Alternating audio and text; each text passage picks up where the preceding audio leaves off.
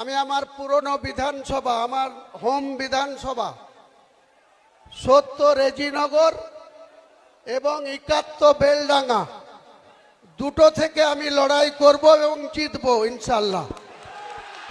পাশাপাশি পশ্চিম মেদিনীপুরের গ্রামীণ খড়গপুর, কারণ শহর খড়গপুরে একটা সিট আছে, সেটা আমরা নিশ্চয়ই পরবর্তীকালে জানাবো। গ্রামীণ খড়গপুরের প্রার্থী আমাদের পশ্চিম মেদিনীপুরের আমাদের পার্টির জেলা সভাপতি, উনি কন্টেস্ট করবেন, ইব্রাহিম হাজি।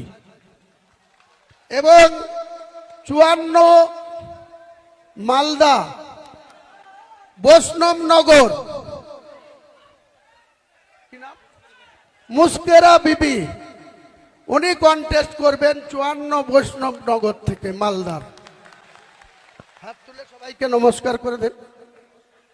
মনীষা পান্ডে 64 মুর্শিদাবাদ থেকে কন্টেস্ট করবে। 64 মুর্শিদাবাদ,